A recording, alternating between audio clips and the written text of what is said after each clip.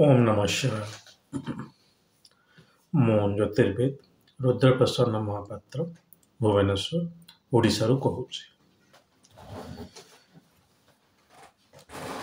आज गोटे टॉपिक उपर मु कहबी सेटा हला पुनर्जन्म।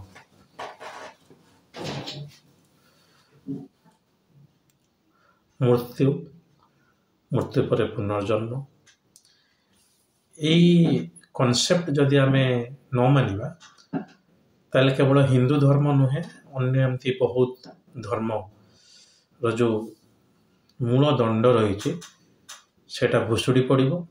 ज्योतिष शास्त्र भी तो किछि तार अस्तित्व ही रहिबनी। किंतु मजा कथा हला आमे वर्तमान न मानिकी कुआडे जाई परिबानी जोठी की पुनर्जन्म बा री इनकार्नेशन ऊपर बहुत गुडे स्टडी ही सारे। स्टडी माने हमर कनाडियन साइकियाट्रिस्ट थिले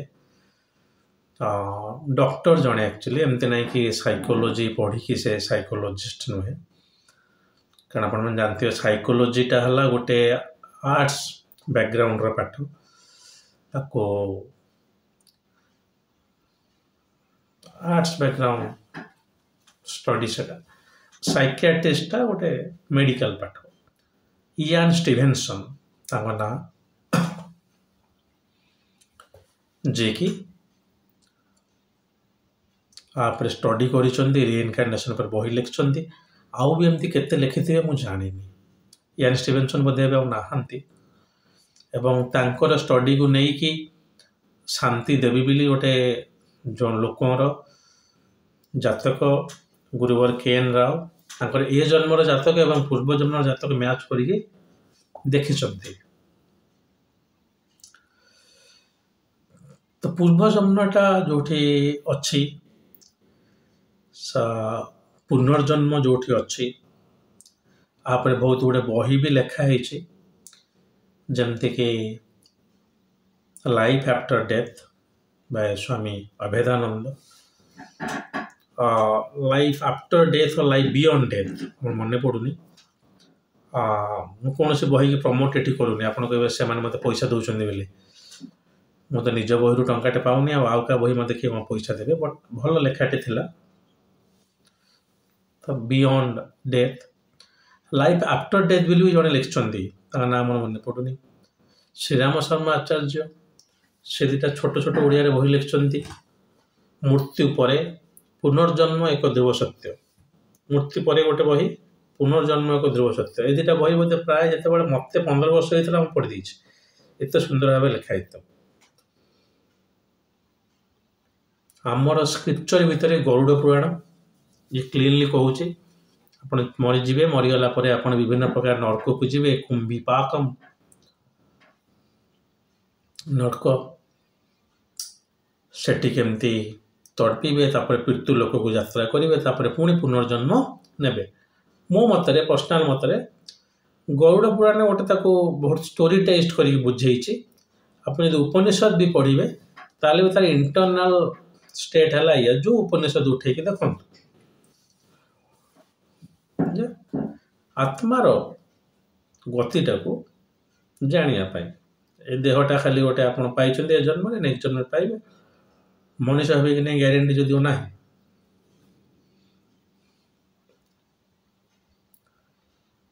तो पुनर्जन्मटा को आपण आउ कौन से गोटे शास्त्र पढ़ी मानवा दरकार नहीं। इयान स्टीवेंसन बही पढ़तु एवं से थ्रु आप जानतु जमी आगुरी कही रखी पुनर्जन्म पूर्व जन्म कौन कौन खराब काम कर ज्योतिष द्वारा जना पड़ कौन कौन भल काम कर ज्योतिष द्वारा जना पड़। ग्रह मान खाली गोटे इंडिकेट करते आपणकर कर्म से दृढ़ कर्म हो अदृढ़ कर्म हो जो कर्म भी होना कहीं।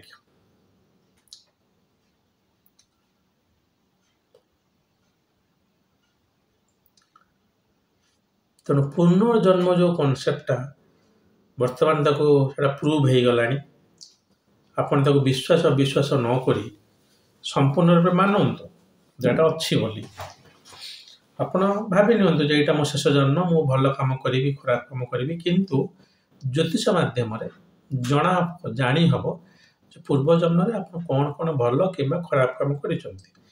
ଯେଉଁ ଗ୍ରହ ଜାତକରେ ନୀଚ ସେଇ ଗ୍ରହରେ ଆପଣ ନେଗଲେକ୍ଟ କରିଛନ୍ତି, କାମ କରିନାହାନ୍ତି। ଶୁକ୍ର ଜାତକରେ ନୀଚ, ଆପଣ ସ୍ତ୍ରୀକୁ ନେଗଲେକ୍ଟ କରିଛନ୍ତି, ସ୍ତ୍ରୀଙ୍କୁ ହଇରାଣ କରିଛନ୍ତି। ଖାଲି ଏଠି ସ୍ତ୍ରୀ କହୁନି, ଆପଣଙ୍କର ସ୍ତ୍ରୀ ଜାତୀୟ ସେ ଭଉଣୀ ହେଇପାରେ, କଜିନ୍ ହେଇପାରନ୍ତି, ଯେଉଁ ଆଜିକା ଡେଟ୍ରେ ଗାର୍ଲଫ୍ରେଣ୍ଡ ବୋଲି କହୁଛନ୍ତି ସେମିତି କୌଣସି ବ୍ୟକ୍ତି ହେଇପାରନ୍ତି, ଯାହାକୁ ଆପଣ ବହୁତ ହଇରାଣ କରୁଛନ୍ତି, ବହୁତ କଷ୍ଟ ଦେଇଛନ୍ତି। ସେଟା ଆଜିକା ଡେଟ୍ରେ ଶୁକ୍ରରୁ ଜାତକରେ ପତ୍ନୀ ଶାପ ବୋଲି ବି ଦେଖିବେ, କିନ୍ତୁ ନୀଚ ନୁହେଁ। ସେଇଭଳିଆ ବୃହସ୍ପତି ନୀଚ, ଆପଣ ପାଠଶାଠ ବିଲକୁଲ ପଢ଼ି ନାହାନ୍ତି, ଷଷ୍ଠରୁ ନଷ୍ଟ ହେଇଗଲେ ଆପଣ। କେଉଁଠି ଦେଖୁଥିଲି ମୁଁ ୟୁଟ୍ୟୁବରେ, ସେଥିଲାଗି କହିଦେଲି, ଅର୍ଥାତ୍ ଆପଣ ଷଷ୍ଠରୁ ପାଠ ପଢ଼ିଲେନି। ଏଇସବୁ ଯେଉଁ ନୀଚ ଗ୍ରହରୁ ତାର କାରକତ୍ୱ ଆପଣଙ୍କ ପାଖରେ ଯେହେତୁ ନଥିବ, ଜଣାପଡ଼େ ଯେ ପୂର୍ବଜନ୍ମରେ ଆପଣ କରିନାହାନ୍ତି। ଠିକ୍ ସେଇଭଳିଆ ଯଦି ସେ ଗ୍ରହଟା ଉଚ୍ଚ ହେଇଯାଏ, ତାହେଲେ ଜଣାପଡ଼ିବ ଯେ ଆପଣ ପୂର୍ବଜନ୍ମରେ ଏ ରିଲେଟେଡ୍ କର୍ମ ପୁରା ବଢ଼ିଆକି କରିଛନ୍ତି। ମଙ୍ଗଳ ଉଚ୍ଚ, ଆପଣ ବହୁତ ଲଢ଼ିଛନ୍ତି, ୱାରିୟର ଥାଇପାରନ୍ତି, କ୍ଷତ୍ରିୟ ହେଇଥାଇପାରନ୍ତି,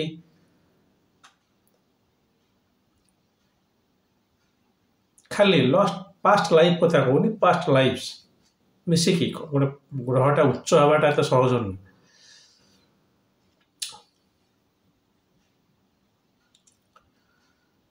ଜମିବାଡ଼ି ଆପଣଙ୍କର ଭଲ ଅଛି, ଭାଇମାନଙ୍କୁ ଭଲ ବ୍ୟବହାର କରିଛନ୍ତି, ଅର୍ଥାତ୍ ମଙ୍ଗଳ ଉଚ୍ଚ।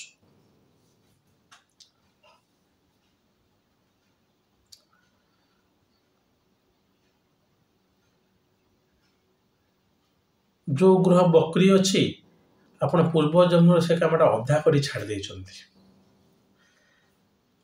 ଯେଉଁ କାମ ଆପଣ ଅଧା ରହିଯାଇଛି ସେଟା ବକ୍ରି ହିସାବରେ ଦେଖାଏ ଗ୍ରହ।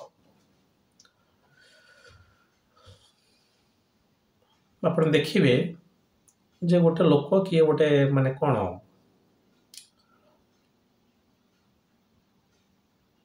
ଏଇ ଜ୍ୟୋତିଷ ବି ନିଅନ୍ତୁ, କିମ୍ବା ଗୋଟେ ଟିଚର ନିଅନ୍ତୁ, କିମ୍ବା ଗୋଟେ ପ୍ରଫେସର ନିଅନ୍ତୁ, ସେମାନଙ୍କର ବୃହସ୍ପତି ବକ୍ରି ଥାଇପାରେ। ଜ୍ୟୋତିଷରେ ଚାନ୍ସଟା ଅଧିକ, କାରଣ କୁହାଯାଏ ଯେ ଜ୍ୟୋତିଷ ହେବା ପାଇଁ ହେଲେ ଗୋଟେ ଜନ୍ମର ଖେଳ ନୁହେଁ, ବହୁତ ଜନ୍ମର ହେଇ ଆସେ। ବହୁତ ଗୁଡ଼େ ଜ୍ୟୋତିଷଙ୍କ ଜାତକରେ ଦେଖିବେ ବୃହସ୍ପତି ବକ୍ରି ଥିବ,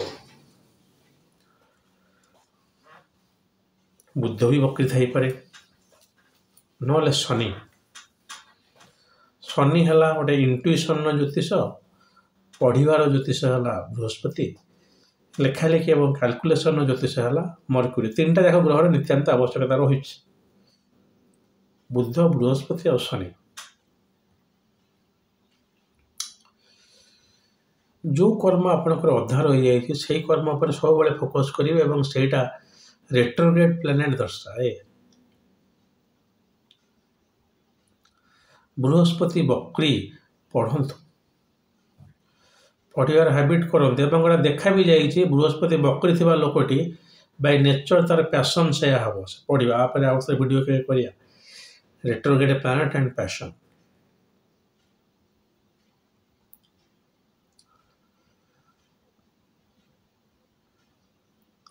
ପିଲାଟି ପରିଶ୍ରମୀ ହେବ ଯଦି ଶନି ବକ୍ରି ଅଛି।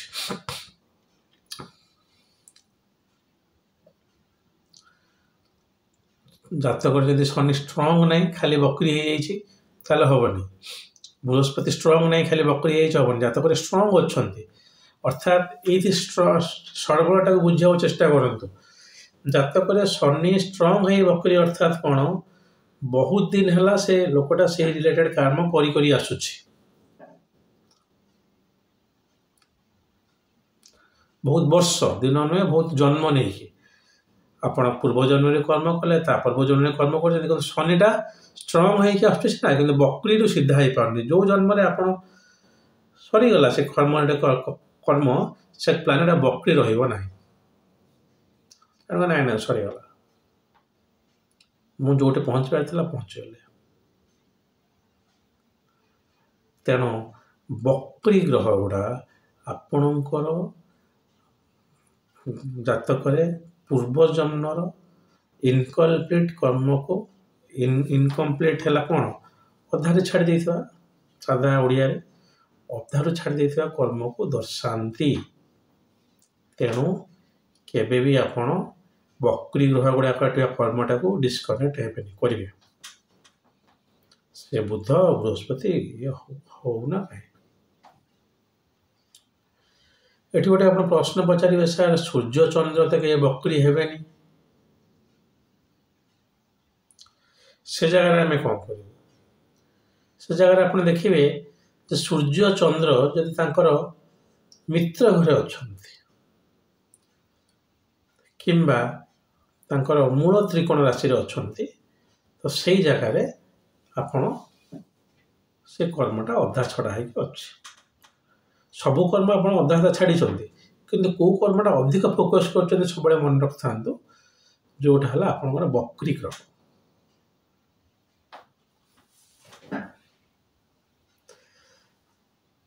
ତେଣୁ ଜାତକରେ ଯଦି ବହୁତ ଗୁଡ଼ିଏ ଗ୍ରହ ବକ୍ରି ଅଛି, ତାହେଲେ ଏଇ ଜନ୍ମରେ ଆପଣ ବହୁତ ଗୁଡ଼ିଏ ରେଜଲ୍ଟ ପାଇଯିବେ ଆଉ ଯଦି କର୍ମ ଆପଣ କରିବେ।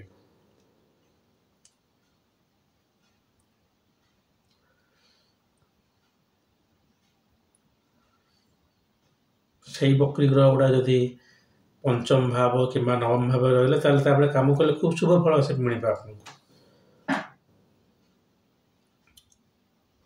କିନ୍ତୁ ପୂର୍ବଜନ୍ମ ଆପଣଙ୍କର ଯେଉଁଟା ଅଛି, ଯେଉଁଟାକି ବିଭିନ୍ନ ପ୍ରକାର ଡକ୍ଟର ବା ବୈଜ୍ଞାନିକ ମାନେ ଷ୍ଟଡି କରି କହିସାରିଲେଣି, ଆମର ବିଭିନ୍ନ ଶାସ୍ତ୍ର ବା ହିନ୍ଦୁ ଧର୍ମର ଶାସ୍ତ୍ର ଉପନିଷଦ କୁହନ୍ତୁ, ଶ୍ରୀମଦ୍ ଭଗବତ ଗୀତା କୁହନ୍ତୁ, ଏବେ ବୁକ୍ ଫେୟାର ପଡ଼ିଥିଲା, ବୁକ୍ ଫେୟାର ସରିଗଲା।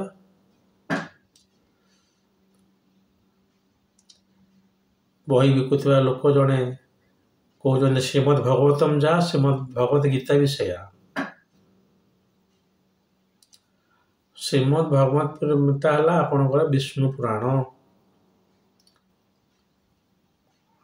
ଭଗବତଟା ହେଲା ମହାଭାରତ। ସେ ଛାଡ଼ନ୍ତୁ, ତ ଏଇ ଯାହାଟା ବି ଦେଖନ୍ତୁ, ସେ ବିଷ୍ଣୁ ପୁରାଣ ଦେଖନ୍ତୁ, ଯାହା ବି ଦେଖନ୍ତୁ, କଣ୍ଟିନ୍ୟୁଏସନ୍ ଅଫ୍ ସୋଲ୍, ଆତ୍ମାର ଗତିପଥ ଯେଉଁଟା ରହୁଛି, ଏ ଜନ୍ମ ଆର ଜନ୍ମ ପୂର୍ବ ଜନ୍ମ ସବୁବେଳେ ସେଇଟା ଦର୍ଶାଯାଉଛି। ଏବଂ ଜ୍ୟୋତିଷ ଶାସ୍ତ୍ର ବି ଏଥିରେ ପଛୁଆ ହେଇକି ପଡ଼ିନି। ଜାତକରେ ବକ୍ରି ଥିବା ଗ୍ରହ ସମ୍ପୂର୍ଣ୍ଣ ଦର୍ଶାଏ ଯେ ଆପଣ କେତେ କାମ ଅଧା ଛାଡ଼ିକି ଆସୁଛନ୍ତି। ଜାତକରେ ଯଦି କୌଣସି ଗୋଟେ ଗ୍ରହ ବକ୍ରି ନାହିଁ, ତାହେଲେ ତା ଇଣ୍ଡିକେଟ୍ କରେ ଯେ ପୂର୍ବ ଜନ୍ମରେ ଆପଣ ଷ୍ଟାର୍ଟ କରିଥିବା କାମ ଗୁଡ଼ା ପ୍ରାୟ ଛାଡ଼ି ଦେଇଛନ୍ତି, ପ୍ରୋଜେକ୍ଟ ଫିନିଶ୍ ହେଇଯାଇଛି। ସେଠି କେବଳ ଆମକୁ ଦେଖିବାକୁ ପଡ଼ିବ ଯେ କିଏ ମୂଳ ତ୍ରିକୋଣରେ ଅଛି, ଯେ ତାପରେ ଆଉ ଟିକେ କାମ କରନ୍ତୁ, ତ ସେ ରିଲେଟେଡ୍ ଗ୍ରହର କର୍ମ ସରିଯିବ ଆପଣଙ୍କର। କିନ୍ତୁ ଯେଉଁଠି ବକ୍ରି ଗ୍ରହ ଅଧିକ ଅଛନ୍ତି, ସେଠି ଇଣ୍ଡିକେଟ୍ କରେ ଆପଣ ଗୋଟେ ସଡନ୍ ଡେଥ୍ ହେଇଛି, ଆପଣ ହଠାତ୍ ଗୋଟେ କର୍ମ ଛାଡ଼ି ଦେଇଛନ୍ତି, ଅଧାରୁ ଛାଡ଼ି ନାହାନ୍ତି। ଯେଉଁଠି କର୍ମ ଆପଣ ଛାଡ଼ି ଦେଇଛନ୍ତି ଗୋଟିଏ ଗ୍ରହ ବକ୍ରି, ଅର୍ଥାତ୍ ଆପଣ ବହୁତ ଗୁଡ଼ିଏ କାମ ଛାଡ଼ି ଦେଇଛନ୍ତି, ଗୋଟେ ନ୍ୟାଚୁରାଲ୍ ଡେଥ୍କୁ ଏଇଟା ଇଣ୍ଡିକେଟ୍ କରେ। ପରେ କେବେ ଚର୍ଚ୍ଚା କରିବା ବିଭିନ୍ନ ଟାଇପ୍ର ଡେଥ୍ କେମିତି ଜଣାପଡ଼ିବ, ଯାହାପରେ ମୁଁ ରିସର୍ଚ୍ଚ ପେପର ଲେଖିଛି ଏବଂ ପ୍ରେଜେଣ୍ଟ ବି କରିଛି। ଏଇ ଆମର ଇଷ୍ଟର୍ଣ୍ଣ ଇଣ୍ଡିଆ ଗୋଟେ ଆଷ୍ଟ୍ରୋ କନଫରେନ୍ସ ହେଉଥିଲା ସେଇଠି। ହଉ,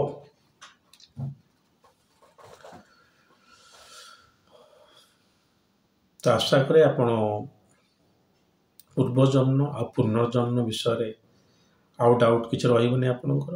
ଯେଉଁ ବହି ମୁଁ କହିଲି ଆପଣ ଗୁଗୁଲରେ ସର୍ଚ୍ଚ କରିକି ପଢ଼ିପାରନ୍ତି। ଇଆନ୍ ଷ୍ଟିଭେନସନ୍, ଆଉଥରେ କହି ରଖୁଛି, କୌଣସି ଅଥରଙ୍କୁ ମୁଁ ପ୍ରେଜ୍ କରୁନି, ନା ସେମାନଙ୍କର ବହି ବିକ୍ରି ହେଲେ ମୁଁ ପଇସା ପାଇବି। ଜଣେ ଭଲ ରିସର୍ଚ୍ଚ କରିଛନ୍ତି, ବାସ୍ ସେଟା ଆପଣଙ୍କୁ ମୁଁ କହୁଛି। ବାରମ୍ବାର ମୋ ହାତ ଯୋଡ଼ି ଦେବାରେ କାଣା ହେଲା, ନେଗେଟିଭ୍ କହିବାରେ ଲୋକ ଏଠି କ'ଣ ସିଦ୍ଧ ହସ୍ତ ଏକ୍ସପର୍ଟ। ସାର୍ ବୋଧେ ତାଙ୍କ ବିଷୟରେ କହୁଛନ୍ତି, ସାର୍ଙ୍କୁ ସେ ପଇସା ପତ୍ର ଦେଇଥିବେ ଆଉ, ସେଥିଲାଗି ହାତ ଯୋଡ଼ି କହୁ, ସେମିତି କିଛି ନାହିଁ। ଆପଣମାନେ ବୈଜ୍ଞାନିକ ମାନେ ପ୍ରମାଣ କଲେ, ଆମ ଶାସ୍ତ୍ର ବି ସେଟା କହିଲା, ଜ୍ୟୋତିଷ ବି ସେଟା କହୁଛି ଯେ ବକ୍ରି ଗ୍ରହ ଆପଣଙ୍କର ପୂର୍ବ ଜନ୍ମ ସହିତ କେମିତି ଆସୋସିଏଟେଡ୍ ହେଇକି ରହିଛନ୍ତି। ହଉ, ଦୁଃଖର ବିଷୟ ଯେ ମୋର ଓଡ଼ିଆ ଭିଡ଼ିଓ ଗୁଡ଼ା ଏତେ ଅନେଷ୍ଟଲି ମୁଁ କହିବା ସତ୍ତ୍ୱେ ବି ଲୋକମାନେ ଟିକେ ଶୁଣୁନାହାନ୍ତି। ହୁଏତ ଲୋକମାନେ ସେଇ ରାଶିଫଳ, ବର୍ଷଫଳ ଏଇସବୁ ଚୁଟକୁଲିଆ ଜିନିଷରେ ବେଶୀ ଇଣ୍ଟରେଷ୍ଟ ଦେଉଛନ୍ତି। ସେ ଯାହା ବି ହେଉନା କାହିଁ, ଭିଡ଼ିଓ ତ ସର୍ବଦା ଆଭେଲେବୁଲ୍ ଅଛି। ହୁଏତ କିଛି ଲୋକ ଯିଏ ଦେଖୁଛନ୍ତି ତାଙ୍କର ଜେନୁଇନ୍ ଶ୍ରଦ୍ଧାକୁ ମୁଁ ନମସ୍କାର କରୁଛି। ପ୍ରାୟ 2025 ପରଠାରୁ ଆଉ ବେଶୀ ଭିଡ଼ିଓ ମୁଁ କରିବି ନାହିଁ। ବହି ଲେଖିବାରେ ବହୁତ ସମୟ ଡେଡିକେଟ୍ କରିବାର ଅଛି। 2ଟା ବହି ମୋର, ଗୋଟେ ବହି ବାହାରିଗଲାଣି, ଆଉ ଗୋଟେ ବହି ଅଣ୍ଡର ପବ୍ଲିକେସନ୍ ଅଛି। ଆଉ ଇଂଲିଶ ଗୁଡ଼ାକରେ ବହି ଲେଖିବା, ଯେହେତୁ ମୁଁ ଓଡ଼ିଶାରେ ଲେଖୁଛି, ଟିକେ କଷ୍ଟ ବି ଅଛି ପବ୍ଲିଶ କରିବାକୁ। ତେଣୁ ମୋତେ ଟିକେ ସେଥିରେ ଟାଇମ୍ ଦେବାକୁ ପଡ଼ିବ। ଆପଣଙ୍କର ଯଦି କିଛି ଭଲ କମେଣ୍ଟ ଥାଏ ଦୟାକରି ଲେଖନ୍ତୁ। ଅନ୍ୟଥା ସାର୍ ଆପଣଙ୍କ କଥା ବହୁତ ଭଲ ଲାଗିଲା, ଖରାପ ଲାଗିଲା, ସେ ସାଉଣ୍ଡ ଭଲ ଶୁଭୁନି, ଏସବୁ ଜିନିଷ କିଛି ଲେଖିବେନି।